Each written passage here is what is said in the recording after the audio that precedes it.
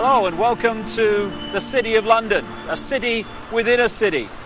People think about London as the great metropolis that we all know, but within it is something called the City of London. It goes back many, many hundreds of years, and it's the epicenter of the global financial system, if the truth be told. It's more than that, however. It is the center of a global web of secret societies that control the planet today, and they come from a series of interbreeding bloodlines which you can trace back to the ancient Middle and Near East thousands and thousands of years ago. And the staggering truth is that these interbreeding bloodlines under different names have increasingly controlled planet Earth from that time to this, never more so than today. In the next few hours on this video, you're going to be introduced, if you've not already read the book, my book, The Biggest Secret, to some staggering, stunning, and I'm the first to say, bizarre information. The basis of the video is an interview with a lady called Arizona Wilder, who was brought up and mind-controlled from almost the time that she was born to eventually, as she did, conduct satanic rituals at the highest level of the satanic ritual network, involving some of the most famous people on the planet. But we'll get into that as we go along. It is bizarre, and that's not even the most bizarre aspect of this story, which I'll come to as we progress. But the bizarre just happens to be true. And this video is designed to be a companion to my book, The Biggest Secret, and you'd get more out of the interview with Arizona if you've read that book. But what I'm going to do to start with is just set up a few basic background details that can allow you, if you've not read the book, to follow the story and the revelations that Arizona is going to unfold for us. As I say, this is not just a City of London financial district. It is the center of a global web. It is the spider in the center of the web, as I expose great detail in The Biggest Secret and a previous book, And the Truth Will Set You Free. And what the basis of that shows is that all these apparently different companies, banks, insurance companies, political parties, actually at the top of their pyramids interlock and are controlled by the same few people. About 13 families run the world, and offshoots of these bloodlines under different names. Just give you an example and a little guided tour of where we actually are, because that's a good example of what I'm talking about. Behind me is the Bank of England. This was created in a charter signed by William of Orange, who became William III, the King of England, in 1688, 1689, and he was one of these bloodlines. And from the moment that he took the throne, then the whole thing started to really epicenter in London. This is when the spider at the center of the web really moved in here. So we've got the Bank of England behind me, which was created thanks to William of Orange and the people that controlled him, because these guys are just puppets, of course. Over there we've got the NatWest building. It's one of the big clearing banks in England. If you just come around this statue, which I'll come to in a second, behind me there is the Mansion House. That's the center of government in the City of London, this city within a city. And at the top you'll see the red cross on the white background, the flag. It's the flag of England, and that symbol goes back right into the ancient world. It was the ancient sun symbol of the Phoenicians back in the ancient Middle and Near East. And the Phoenicians had a number of deities. One of them was called Barati, the female. One was called Barat, the male. Barati and Barat became Britannia and Baritan because the British culture was brought here by the Phoenicians about 3000 BC and after. And also they had deities, the Phoenicians, called St. George of Cappadocia, who killed the dragon. That became St. George of England, and that's, of course, the flag of St. George, the red cross and the white background today. Also, the Christian deity called St. Michael was an ancient Phoenician deity long before Christianity. So the Mansion House, the center of government, is a very, very powerful place. We go around here, we've got the Royal and Son Alliance Insurance Company. The banks and the insurance companies interlock, and as a result of the fantastic amount of wealth that they can move around the financial markets every day, these interlocking organizations control the world financial system. If a stock market goes down and crashes, it's because it's meant to crash. And not everyone loses, you know, when that happens. If you know it's going to crash, you sell your stock, it crashes, you buy it back at a lower price, you then push it back up again and buy other stock at the same time at a few cents on the dollar or whatever. And that means that a financial crash can actually lead, if you know it's coming because you're creating it, to an amazing expansion of your holdings and your wealth. Over there we've got the Lloyds Bank building. That's another one of the big clearing banks which all interlock and are controlled by the same people. And then there we have the Royal Guardian Exchange building, another major insurance company which, like I say, interlock with all the others. And then we come back to the Bank of England. Now, this financial center, along with places like Wall Street, where the bloodline families interlock again, the same people run America as run Britain, as run Germany, etc. They have funded many, many times both sides in wars. And ironically and sickeningly, behind me, opposite the Bank of England, in the center of this square, is a memorial to those who died in the 2 world wars. Let's just go and have a look at that. What happens in terms of creating wars is a technique, a mind manipulation technique that I've called in my books problem, reaction, solution. And it works like this.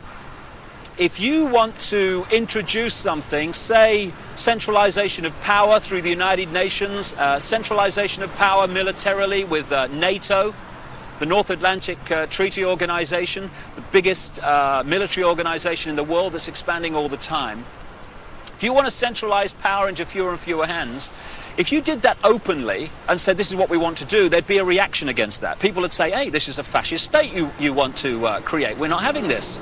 But through this technique of problem, reaction, solution, you can actually manipulate people to demand you do what you want to do anyway.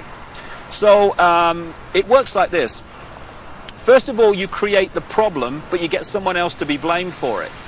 You then report that problem through the media in the way you want it reported, because the media is owned by the same people that own the banks and etc. You get the public to react to your problem by saying something must be done, this can't go on, what are they going to do about it? And at that point, they, who have covertly created the problem and blame someone else, who've gleaned that reaction of do something, then offer the solution to the problems they have created. So if you take the world wars, after the First World War, in which the financial centers of London and Wall Street, etc., funded all sides, power on this planet was in fewer hands than ever before. After the Second World War, it was even fewer hands on the wheels of power. And as a result of the Second World War, we had the creation of the United Nations, we had the creation of NATO, and we had this great centralization of global power. Problem, reaction, solution. This is a wonderful example. Here you've got this memorial in the center of this edifice of global power, and it says, to the immortal honor of the officers, non-commissioned officers and men of London who served their king and empire in the Great War 1914 to 1919, this memorial is dedicated in proud and grateful recognition by the City and County of London. I'm sure it is, because as a result of the sacrifice they made, power in the world came into fewer and fewer hands, not least into this area I'm talking in now, and also made a fortune, because not only does it create problem, reaction, solution, when you lend money to both sides, they then have to pay you back that money plus interest. when both sides have devastated each other's countries, they borrow more money from you so that they can rebuild their shattered countries. Therefore, power equals control of money in the world as it is today, and the control of money comes through debt, and wars create massive amounts of debt, therefore massive amounts of control. Says here, their name liveth forevermore. Total bullshit. People who are manipulated to fight wars are merely pawns in a game they don't understand. At the bottom here, it talks about the memory of those who died in the Second World War, 1939 and 1945. How ironic and how sick that that war was manipulated and funded to a large extent from this building here, the Bank of England. The governor of the Bank of England at that time was a guy called Montague Norman, a very, very close friend of Hitler's banker, and it was the Bank of England, Wall Street, and the transnational corporations which had German subsidiaries, not least the Rockefeller Standard Oil in America. Rockefeller's another one of these bloodline families, along with the Rothschilds and others. It was those companies and banks that funded Hitler and allowed him to build a war machine that cost literally millions of lives. And before we move on and expand this story, on the other side of this square is another very appropriate statue. It's of the Duke of Wellington. The Duke of Wellington fought the Battle of Waterloo against Napoleon. And this is a wonderful example again of the way the financial markets are manipulated to this day. What happened was that the House of Rothschild was funding Wellington and also funding Napoleon. And what they did was they arranged, because communications weren't anything like they are today, of course, back then. What they did, they made sure that they knew the outcome of the war, or the Battle of Waterloo, before anyone else in this area of London did. So they found that Wellington, the Duke here, another bloody puppet, they haven't got the strings on the statue unfortunately, so it's not accurate, they realized that Wellington had won the Battle of Waterloo. What they did, however, was put the rumor out in this area that Napoleon had won the Battle of Waterloo. As a result, there was a panic, stocks fell, there was a crash. What were the Rothschilds doing quietly, secretly? They were buying up all the stock they could at those crashed prices. And then along came the real story. Wellington had won the Battle of Waterloo. As a result, the panic was over, all those stocks rose in price, and the Rothschilds were not only fantastically richer, they owned vast amounts more of the economy of this country and in a much wider area of Europe. So the manipulation of the financial markets, that's just an example from the last century, is very much going on to this day. And it's manipulating your life, what your money will buy, and indeed if you have any money at all. And I'll just finish at this location by focusing yet again on the Mansion House. Arizona Wilder, the subject of this video, conducted satanic ritual at the highest level, and we'll come to that in detail. You'll see that in the interview. But it's very much part of these bloodlines that have increasingly controlled the planet over the last few thousand years. When you follow them through from the ancient Near and Middle East up into Europe, where they became the European aristocracy and the royal families of Europe, or royal family if the truth be told, because they're just the same bloodlines under different names, over to America and into the modern world, one thing follows again and again: human sacrifice, satanic ritual, blood drinking, and all this stuff. And I've talked to a number of people who have seen these rituals in the City of London, who have been subjected to some of them. And the Mansion House, the centre of government in the City of London, is one of the key places where it goes on around here when work here is finished for the day. And satanic ritual is very much part of the next topic I want to raise and talk about at another location, and that's mind control. A few can only control billions and the direction of their lives if they manipulate the way we think and manipulate the way we feel. Only by doing that can they control us, because there's not enough to do it physically. And so mind control is the foundation of how it's done, and we'll talk about that at the center of global mind control, at the center of the network that generates it, and that's the Tavistock Institute, not far from here, yet again in London. Well, we're now just a short drive from the City of London, next to this very appropriate poster, Very Bad Things, and I'm on my way to the Tavistock Institute. It is the center of global mind control, and the network that does the research and creates the data and advances the techniques to mind control people in many ways. When you think about mind control, you might think of the Manchurian Candidate and some robot with a gun. Kill, kill, kill, kill. But mind control is much bigger than that. If you take the definition of mind control to be manipulating the way people think and therefore behave, then the question is not how many people are mind controlled in the world, it's how few are not. Because every time you read a news story which is slanted to get you to see the world, a person or an event in a certain way, and you accept that slant and take it as truth, you're being mind controlled.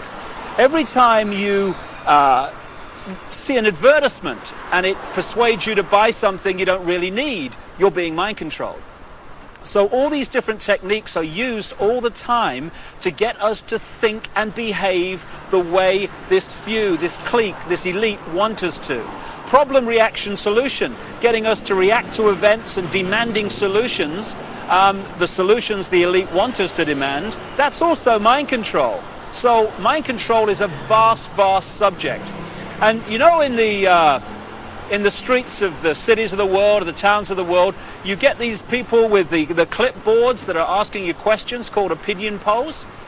Well, we're led to believe that these opinion polls are to get a feel for what people want so that we can give the people what they want. No, no. Overwhelmingly, those opinion polls are designed to find out if the programming, the manipulation of the public opinion, of the collective consciousness, is actually working. So they'll ask your opinion on various subjects, and if 80% say, yeah, we think in this certain way about this subject, okay, the programs work, brilliant. If only 40% think that way, then the question is, the manipulators ask, what more do we have to do to get more people to think the way we want them to think? So it's all about mind control and emotional manipulation. That's how it works. And we've just reached a point here, a military establishment. The Honourable Artillery Company headquarters, sir. What is the military? What is the training for the military except fundamental mind control? What happens when you go through the training, especially in the elite organizations like the SAS and the Parachute Regiment in this country, or the Delta Forces in the United States? It is to get human beings to give their thinking processes away to those in the peak caps that have more stars or more stripes on their arm.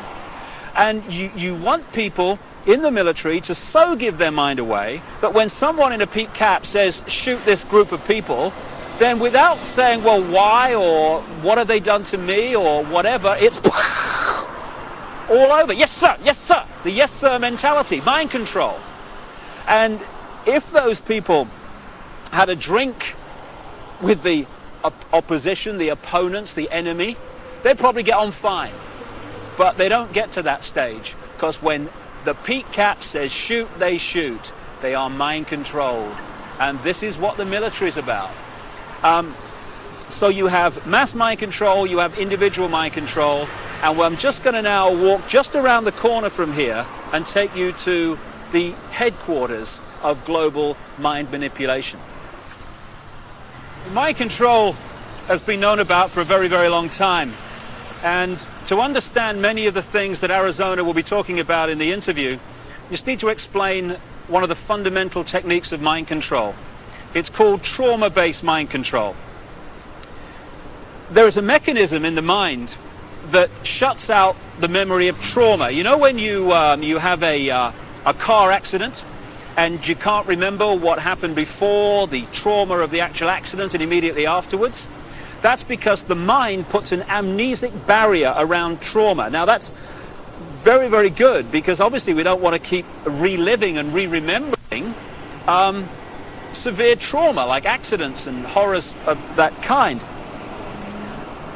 But this they began to understand massively in the concentration camps of Germany under the guy known as Joseph Mengele, the angel of death, the infamous mind manipulator and geneticist. They began to understand that if you could systematically traumatize someone, particularly before the age of 5 and 6, then you could turn their mind into a honeycomb of self-contained compartments, amnesic barriers, which were unaware of the existence of the others. And if through hypnotic keys, triggers, words, signs, whatever, you could pull one of these amnesic barriers to the front to become the conscious level, that could experience something or be programmed to do something robotically, and then that compartment could be pushed back in the mind and another one pulled forward. Now this new one has no idea the other compartment exists, let alone what it's experienced or what it's been programmed to do. This has become known as multiple personality disorder, or DID, dissociative identity disorder, which is much more appropriate. And for short, these people are known as multiples. And this is some of the terms that Arizona will be using in the interview. Now we've reached a point here, if we just turn around, of the headquarters of the Global Mind Control Network. This is the Tavistock Institute in Tabernacle Street, 30 Tabernacle Street in London. It was this network, and is this network, that coordinates the mind control program around the world, both on a mass and individual level. The background to this organization is this. It used to be part of the British military psychological warfare department, appropriately, and it was developed by a guy called Dr. John Rawlings Rees. And other parts of the network were established around the world. Stanford in America is one of them. And together they coordinate the mass mind manipulation of the human race and mind program people on an individual level. Just to give you an idea, these mind control people are overwhelmingly those that do the assassinations. Why is it always a lone nutter that's responsible for assassination? So people say, oh, he was just a nutter. No conspiracy, no more investigation necessary. Why is it that the same psychological profile keeps turning up all over the world with guns, going crazy with guns in the street, killing people, creating problem, reaction, solution situations in which legislation comes through and is introduced as a result of those horrors? Interestingly, Martin Bryant, the man who went crazy with a gun in Port Arthur, Tasmania, just happened to be treated by a guy called Dr. Eric Cunningham Dax. Now, Cunningham Dax was the Tavistock Institute representative in Australia and a close associate for decades of Dr. John Rawlings Rees that sent the whole thing going. So when someone goes crazy with a gun or these horrific things happen, we need to ask the question, are they doing it from their own mind, or are they programmed to do it because of the effect of what they do? Now, Arizona Wilder was brought up from birth in these mind control programs, and her programmer was Joseph Mengele, the angel of death. And when he eventually died in the late 80s, because the subject of the programming becomes so attached to the programmer, almost worshipping the programmer, when the programmer dies, often the programming starts to break down. It did with this lady, and that's why now she's speaking out and talking in staggering detail about what she experienced and the people that she was involved with. People might find it hard to believe that Joseph Mengele was in the United States and South America after the war, but there was a British intelligence, American intelligence operation called Project Paperclip, which got people like Mengele and other leading Nazis out of Germany at the end of the war to continue their mind programming and to continue their genetic research and manipulation in America after the war, in the United Kingdom also. So this is some important background to this Arizona Wilder interview, but it's not even the biggest secret. The biggest secret is even more bizarre than that. Well, I've now come literally a few strides outside of the official boundaries of the City of London into an area known as Temple Bar, where the Royal Courts of Justice are established, and this is the centre of the British legal profession. Not just the British legal profession, but the legal profession of the world, as the biggest secret exposes. This is where they come to the bar, as it's said, to become barristers, the top of the legal profession, and eventually to become the judges that are part of the network and the secret society network overwhelmingly, who are told what to do. And when you've got judges being told what to do by the secret society network, what justice is there? Temple Bar is named after the Knights Templar, one of the secret societies in the ancient world that I talk about in my books, and they were part of this network, and their successors are continuing that manipulation and agenda to this day. Now, I'm standing across the road from the Royal Courts of Justice here, outside something called the Outer Temple. This is one of the major secret societies that manipulate and control the legal profession and the workings of so-called justice in Britain, and indeed, like I say, further afield. But the reason I've come here overwhelmingly is to point out something in the centre of the road here at the boundary between Temple Bar and the City of London. And it's a massive reptile figure, dragon figure, in the centre of the road. Now, we're getting into what the biggest secret is here, because when you go around London, and indeed looking at the coats of arms of the aristocratic families, etc., again and again you keep seeing reptiles, you keep seeing dragons, and you've got the serpent race and the dragon race constantly recurring in the ancient texts describing the gods of the ancient world. And there is a reason for this. There is a reason why dragons appear everywhere, and that is the biggest secret, which Arizona Wilder also has experienced. Right at the start of our little tour of London, in that square outside the Bank of England, it's also possible to see again this same theme that keeps reoccurring of flying dragons, of flying serpents.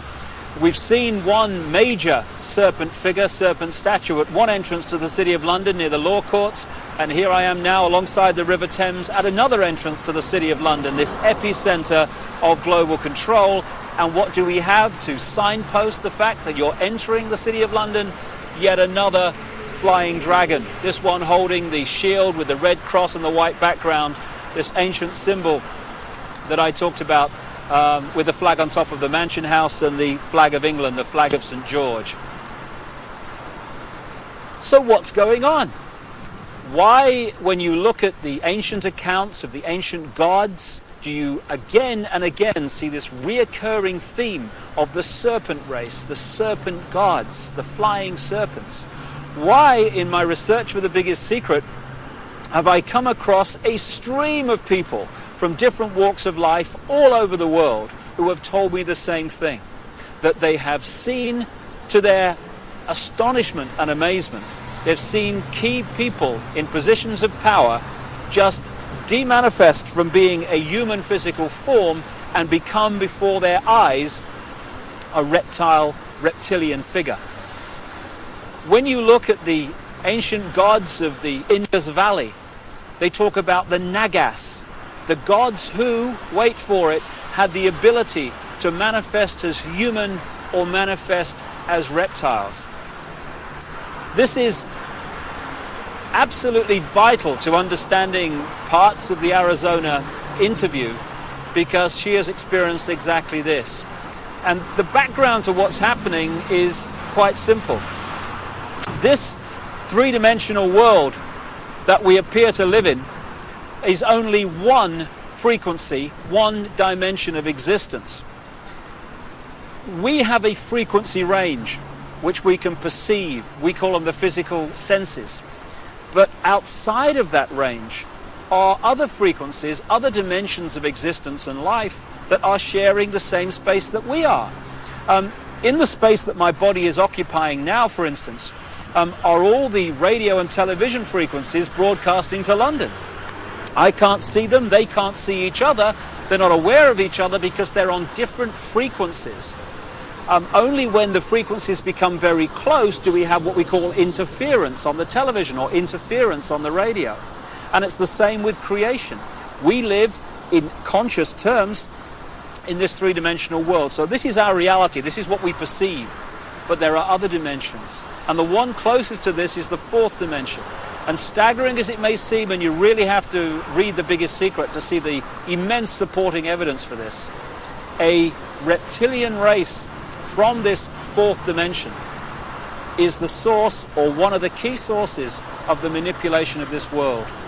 Back in the ancient world, again documented endlessly in so many parts of the world, in ancient texts and legends and accounts, are the stories of how this extraterrestrial race interbred with humanity, creating hybrid bloodlines. And when you do the genealogical research, you find that it is these human-reptile hybrid bloodlines that actually have occupied the major positions of power through the history of the last few thousand years, and today are in the key positions of power, running the banking system, the business system, the politics, the military, etc. And Arizona Wilder, who had no idea of all this other information coming towards me in researching The Biggest Secret, when I met her, she said and told me about how at various satanic rituals involving the most famous people in the world, she had seen them again and again turn into reptile figures and then come back again during the ritual.